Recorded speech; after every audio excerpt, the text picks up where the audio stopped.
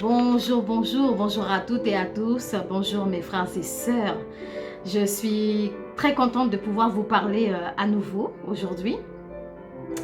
Pendant mon absence, je pensais très fort à vous et je sais que vous aussi, vous pensiez très fort à moi aussi. Donc, pendant quelques mois, j'étais dans l'impossibilité de vous faire des vidéos suite à ma maladie. Donc, aujourd'hui, je reviens avec une nouvelle vidéo où je vais vous donner mon témoignage, mes frères et sœurs.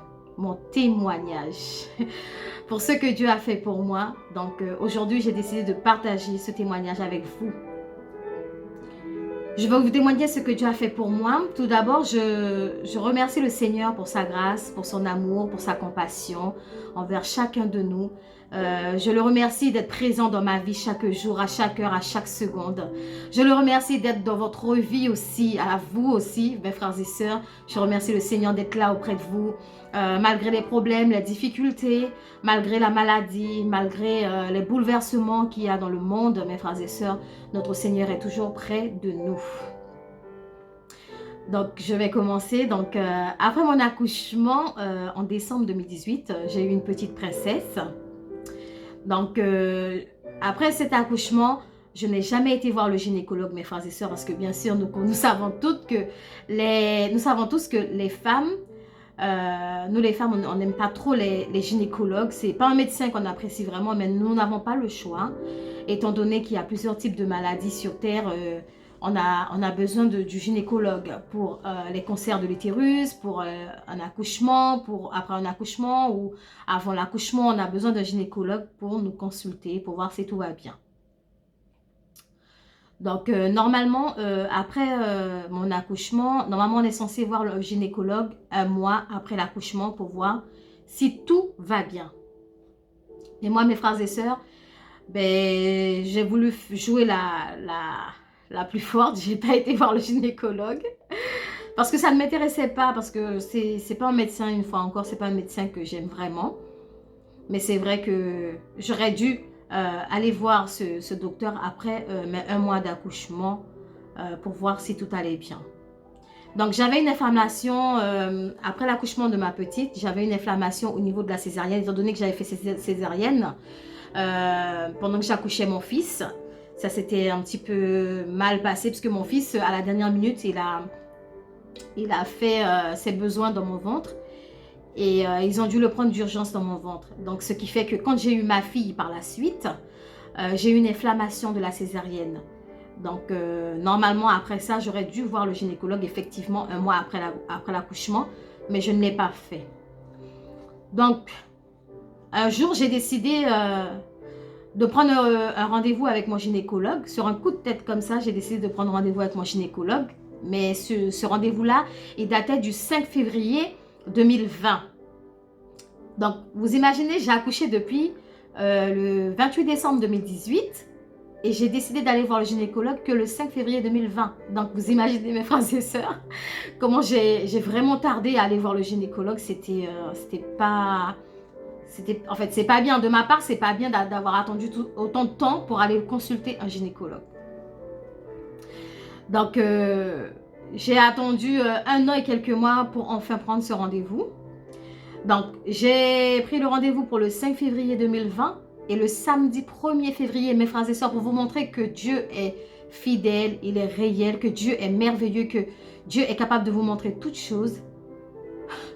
Le samedi 1er février, j'ai fait une révélation. 2 secondes, s'il vous plaît, mes frères et sœurs. Excusez-moi, mes frères et sœurs, désolé. Donc oui, voilà. Donc je vous disais, le samedi 1er février, alors Dieu me révèle que j'ai un cancer.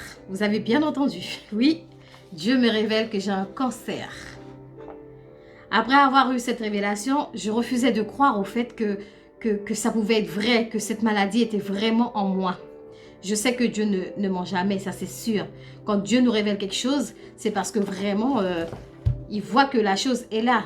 Donc nous, l'homme, nous savons que Dieu ne ment pas, mais on a toujours tendance dès qu'il s'agit d'une maladie, au fait, on ne sait pas qu'on doute de la toute-puissance de Dieu, hein, mais quand on entend parler des maladies comme ça, on n'a pas envie de qu'on ait cette maladie. Donc, du coup, on repousse certaines révélations, on les repousse, on fait semblant de ne pas croire, on fait semblant de ne pas... voilà, quoi. Parce qu'on sait déjà on aura du mal à digérer justement cette maladie. Donc, dans notre tête, on se dit, mais non, c'est pas possible. Voilà, quoi. Mais c'est pourquoi je vous invite dans Jérémie 33, verset 3, où le Seigneur parle et nous dit, « Invoque-moi et je te répondrai. Je t'annoncerai de grandes choses, des choses cachées que tu ne connais pas. » C'est vrai, mes frères et sœurs. Il est capable de tout nous montrer si nous l'invoquions avec un cœur sincère, sans hypocrisie. Avec un cœur sincère, Dieu est capable de nous montrer toutes choses, même les choses cachées. Lors du rendez-vous avec mon gynécologue, j'ai été au rendez-vous et nous avons discuté justement.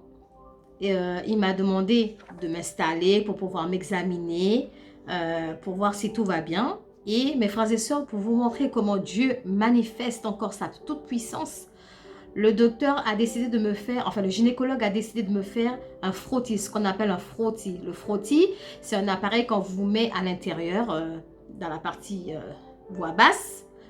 Donc, il décide de me faire cet examen. Et j'ai dit, mais pourtant, je n'étais pas venue pour ça. Mais le Seigneur voulait que le gynécologue puisse me dévoiler vraiment, me confirmer que ce qu'il m'avait dit, c'était vrai. Ce n'était pas un mensonge dans la révélation. Et donc, quand le gynécologue me fait l'examen, effectivement, il me sort que j'ai un cancer de l'utérus. Mais il ne me l'a pas dit clairement, le gynécologue. Il a voulu, comment dire, il n'a pas voulu m'inquiéter au fait sur le coup. Donc il me disait, c'est rien, vous inquiétez pas, c'est rien. Mais à partir du moment qu'il me disait, c'est rien, vous inquiétez pas, j'ai dit non, il y a quelque chose qui ne va pas. Il y a quelque chose qui ne va pas. Et il m'a sorti un autre mot me disant que c'était j'ai oublié le nom qu'il m'a donné, le nom médical qu'il m'a donné. Et quand moi j'ai fait mes recherches, mes frères et sœurs, j'ai vu que c'était vraiment un cancer de l'utérus que j'avais. Et il me disait, c'est rien, vous inquiétez pas, ça va aller, ça va aller. En fait, il me rassurait. Il sait que vraiment cette maladie, c'est une maladie qui ravage, voilà quoi. Mais il a voulu me tempérer, au fait. Il ne voulait pas que j'ai trop peur, au fait, d'affronter cette maladie, justement. Mais plusieurs fois, je me suis rendu compte que j'avais des saignements. De temps en temps, j'avais des saignements au niveau vaginal, mais je ne me suis jamais rendu compte que ça pouvait être dû à une maladie ou autre. Pour moi, c'était mes règles qui me jouaient des tours. Ou alors, parfois, ça arrive hein, qu'on ait des relations sexuelles avec son mari et que, voilà, qu'on a des petits saignements. Ça arrive aussi. Donc, pour moi, dans ma tête, c'était ça, au fait. C'était pas un problème de santé. C'était pas... voilà, quoi. Pour moi, c'était ça. Pour moi, c'était rien, en fait.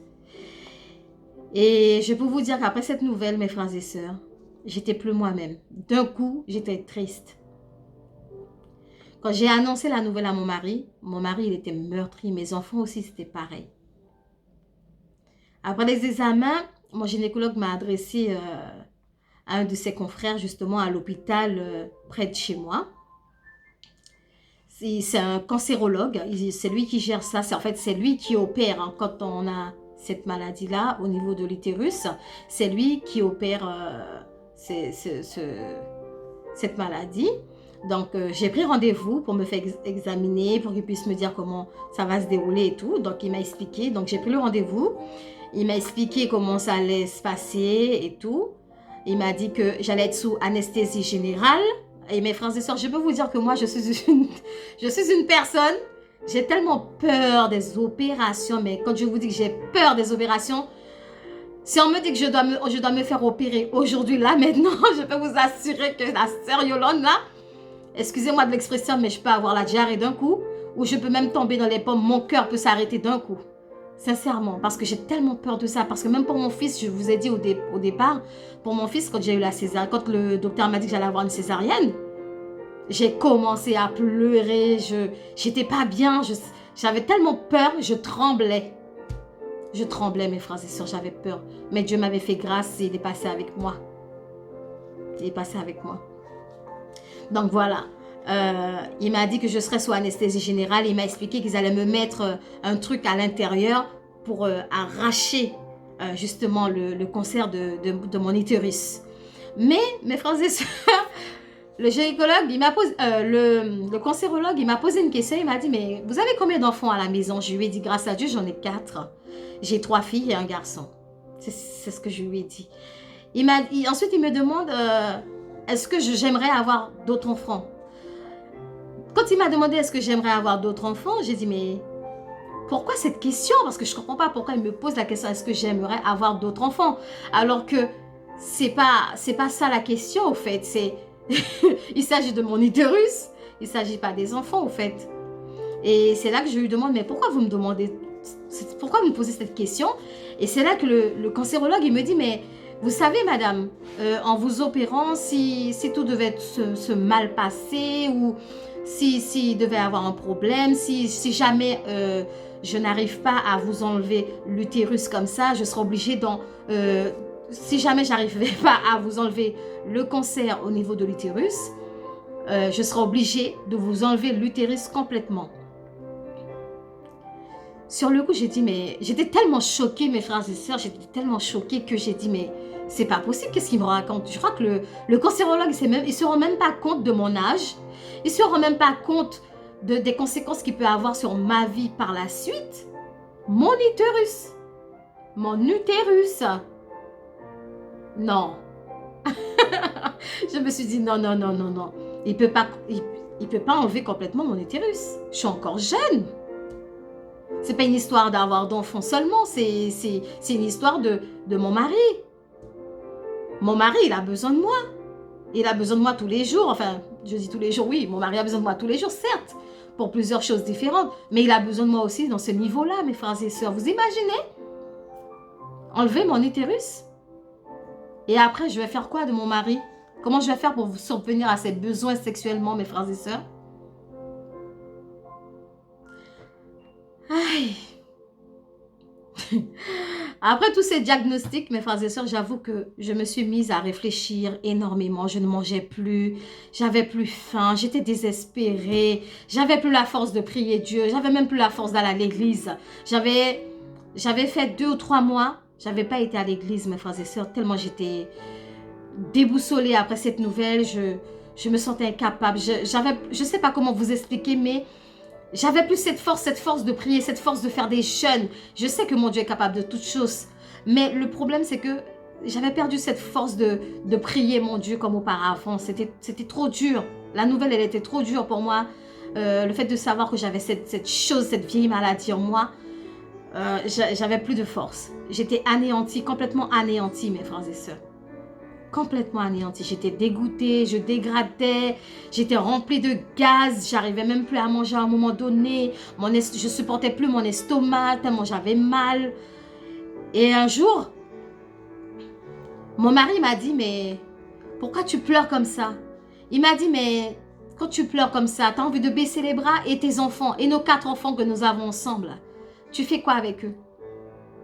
Si tu ne veux pas te battre pour tes enfants et moi, comment je vais faire moi avec les 4 enfants? Si tu te laisses aller et que tu meurs, comment je ferai avec les 4 enfants moi? Franchement, même là, quand il m'a dit ça, ça m'avait touchée. J'ai pleuré, les larmes sont sorties, mes frères et sœurs. J'arrivais plus à me contrôler au fait. Je pleurais. Mon mari, là, par rapport à ce qu'il m'a dit, il m'avait rendu encore plus triste que je ne l'étais déjà au fait. Il m'avait rendu encore plus triste. Vous savez, dans ces moments-là, mes frères et sœurs, c'est là qu'on a besoin de maman, de papa. Mais quand vous savez que vos parents sont loin, que vous n'avez personne dans la famille pour vous soutenir, c'est très dur. C'est pour ça que moi je dis que les frères et sœurs que nous avons en Christ, c'est une famille aussi pour nous. C'est pas que la famille de sang qui est notre famille, mais la famille en Christ, c'est une vraie famille aussi. Parfois, la famille en Christ vaut plus que la famille de sang, mes frères et sœurs. Croyez-moi, hein, croyez-moi, je sais ce que je dis. Parfois, la famille en Christ vaut plus que la famille de sang. Et ça peut être l'inverse aussi. Parfois, la famille de sang peut être plus que la famille en Christ aussi.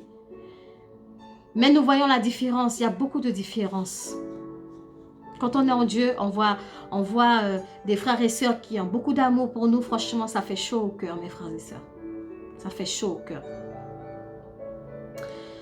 Alors, le cancérologue m'a donné un rendez-vous. Il m'a donné une date pour pouvoir rentrer, pour faire l'intervention chirurgicale qui était prévue pour le mois d'avril. Mais comme vous savez, à ce moment-là, il y avait le virus, là, le coronavirus qui traînait, qui faisait des ravages sur la Terre. Donc, c'était un peu difficile, au fait, pour faire certaines choses. Et donc, il m'a programmé le rendez-vous. Et d'ici là, mes frères et sœurs, je continuais à pleurer. J'avais peur, je tremblais. Je disais, mais Seigneur, comment je vais faire? Je parlais avec Dieu. Je ne priais pas. Hein. Au fait, quand je suis dans la maison, j'ai tendance à parler. Mais des fois, les gens pensent que je suis folle. Mais mon mari, des fois, il pense que je suis folle. Je dis, mais t'inquiète, hein, je ne suis pas folle. Je sais très bien à qui je parle. Je sais que mon Dieu m'entend. Donc, voilà. Donc, je lui ai dit, t'inquiète pas pour moi, je ne suis pas folle. J'ai encore toute ma tête. Je parle avec mon Dieu. Et mon Dieu, il m'entend. Oui, je lui ai dit que mon Dieu m'entend. C'est avec lui que je parle. Donc, dans la maison, je disais, mais Seigneur, comment je vais faire? Tu sais que j'ai peur des opérations. Et en plus, il y a le coronavirus qui fait des ravages. Comment je vais faire, Seigneur, avec cette maladie qui se propage? Et cette maladie ne va pas rester là où elle est. Cette maladie, elle va marcher, elle va évoluer dans mon corps. Là, ça a attaqué mon utérus, mais bientôt, ça sera mon ventre, ce sera mes seins, ce sera mon corps entièrement. Comment je vais faire, Seigneur? Donne-moi la force, aide-moi. Secours-moi, guéris-moi. Et franchement, quelques jours plus tard, Dieu envoie 3 serviteurs chez moi pour prier avec moi. C'était un samedi. Et franchement, dans les 3 serviteurs, il y en avait un qui insistait, mais qui disait, mais Sœur Yolande, il faut que tu viennes à l'église demain. Viens à l'église. À ce moment-là, les églises n'étaient pas encore fermées. Hein, donc, on avait encore, c'était le dernier dimanche au fait. C'était le dernier dimanche avant qu'on ferme les portes des cultes. Et il m'a dit ça 3 fois. Mes frères et sœurs, des fois, un frère va vous dire un truc 3 fois. Sachez que ce n'est pas le frère lui-même qui veut que vous veniez quelque part, que vous fassiez quelque chose. C'est Dieu qui s'est intégré dans le frère. C'est le Saint-Esprit de Dieu même qui s'est manifesté dans le frère pour vous faire savoir qu'il faut faire la chose, qu'il faut y aller. Et le frère m'a dit ça 3 fois. Et vrai, j'ai dit au frère, t'inquiète pas, je viendrai, je viendrai. Et vrai, et comme moi je suis quelqu'un, je ne suis pas têtue, j'aime écouter les gens, j'aime prendre des conseils. À partir du moment que les conseils ce sont de bons conseils, moi j'écoute. Et donc j'ai été à l'église, j'ai été dans le culte d'adoration le dimanche matin. Et franchement, quand je suis arrivée, c'est comme je suis arrivée, c'est comme si les frères et sœurs m'attendaient dans le culte d'adoration qu'il y avait. C'est comme si ces gens-là m'attendaient. Franchement, j'avais eu un accueil, mais un accueil chaleureux, mes frères et sœurs. C'est comme si les anges de Dieu étaient descendus du ciel. C'est comme si le Saint-Esprit de Dieu était là. En fait, le Saint-Esprit de Dieu était là vraiment. Et franchement, il fallait voir comment on m'avait accueilli ce jour-là. C'est comme si tu te mariais, tu rentrais dans l'église et tu voyais ton mari devant qui t'attendait avec un sourire et toute la famille qui était là réunie, les amis qui t'attendaient. Ben, c'était comme ça, mes frères et sœurs. Franchement, ça m'avait ému. La façon dont ils m'ont accueilli, les larmes sortaient de mes yeux parce que je me disais, mais qui je suis? Je ne mérite pas ça, je ne mérite pas cet amour-là. Mais qui je suis, Seigneur, pour qu'on puisse m'accueillir comme ça? Ben, je peux vous assurer que mes frères et sœurs, ils ont commencé à prier pour moi. Ils ont prié, prié, prié, prié. Ils ont prié, prié, prié, prié, mes frères et sœurs, prié. Et ils m'ont dit que, à un moment donné, il y en a un qui était rempli de cet esprit et il disait, mais la sœur Yolande, elle a quelque chose à dire. Elle a fait une révélation. Et c'est là que j'ai commencé à expliquer la révélation. Franchement, je peux vous dire que mes frères et sœurs qui étaient là, ils étaient choqués. Ils étaient émerveillés par rapport à... En fait, c'est par rapport à la grandeur, à la toute-puissance de Dieu, au fait. Ils étaient émerveillés, franchement. Mais moi, je l'étais quand Dieu m'a révélé ça et que j'ai été voir le gynécologue et le gynécologue me confirme effectivement que j'ai cette maladie, je peux vous dire que franchement, mes frères et sœurs, j'étais émerveillée, franchement, par la puissance de Dieu. Et après tout ça, mes frères et sœurs, eh ben, j'avais des frères et sœurs qui m'appelaient, qui priaient pour moi, qui ne m'ont jamais lâché dans la prière, qui ont toujours été là. La date de l'intervention est arrivée. Ils ont annulé, mes frères et sœurs. La date a été annulée au nom de Jésus, mes frères et sœurs. Sœur Yolande n'est jamais rentrée à l'hôpital pour se faire opérer jusqu'à nos jours. Sœur Yolande est guérie. L'Éternel des armées a guéri Sœur Yolande. Voilà pourquoi c'est une joie pour moi de partager ce témoignage avec toi, avec vous, mes frères et sœurs, pour vous montrer à quel point que notre Dieu est merveilleux, à quel point notre Dieu est... Enfin, je n'ai pas les mots, au fait, je n'ai pas les mots pour dire à quel point que mon Dieu est merveilleux. Franchement, je remercie le Seigneur pour cette maladie qu'il a chassée en moi, qu'il a brisée, qu'il a enlevée en moi, mes frères et sœurs. Et je remercie chaque frère et sœur qui était là pour moi, qui était là au téléphone avec moi, qui n'ont pas lâché prise malgré qu'il y avait le coronavirus à droite, à gauche. Mais ces frères et sœurs ont insisté pour prier avec moi. Ils ont insisté pour avoir de mes nouvelles, pour m'appeler chaque jour, pour me remonter le moral. Je remercie mes frères et sœurs qui marchent dans la même assemblée que moi. Et je remercie aussi des frères et sœurs qui ne sont pas dans la même église que moi, mais qui marchent ailleurs, mais qui ont été présents aussi avec moi dans ce combat, dans cette maladie. Et je remercie le Seigneur aussi pour mon mari qui a été fort à mes côtés et qui m'a donné de la force aussi, parce que lui, il était vraiment là. Il ne me lâchait pas. De temps en temps, il parlait avec moi. Il était présent. Il m'aidait beaucoup. Il m'aidait beaucoup. Et aujourd'hui, mes frères et sœurs, je suis fière de témoigner la grandeur, la toute-puissance de mon Dieu. Béni soit l'Éternel, mon rocher qui exerce mes mains au combat. Parce que mon Dieu, il est merveilleux. Il n'y a rien que Dieu ne puisse pas faire, mes frères et sœurs. Il n'y a rien qui soit impossible à lui-même, mes frères et sœurs. Il m'a guéri au nom de Jésus. Pendant un moment, je faisais des révélations, je voyais des opérations qui me faisaient dans mes rêves. Oui, Dieu faisait des opérations en moi. Je voyais que je vomissais dans les révélations. Je voyais des gens habillés en blanc qui me touchaient, qui me faisaient des choses dans mes révélations. Tout ça, c'était Dieu qui me faisait voir qu'il allait me guérir, qu'il n'allait pas me laisser comme ça avec la maladie. Il n'allait pas me laisser mourir avec cette maladie, mes frères et sœurs.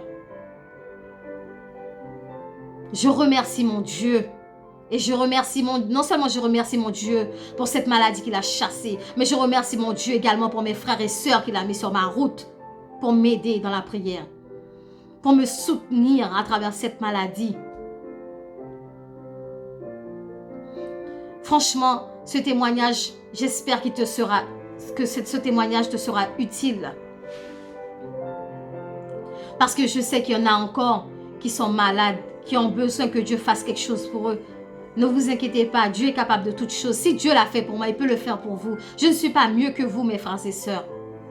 Sœur Yolande n'est pas mieux que vous. Sœur Yolande n'a rien fait pour mériter cette grâce. Elle n'a rien fait pour mériter cette guérison, mes frères et sœurs. Donc Dieu le fera pour vous aussi. S'il l'a fait pour moi, il le fera pour vous aussi dans le nom puissant de Jésus. Je lui fais confiance.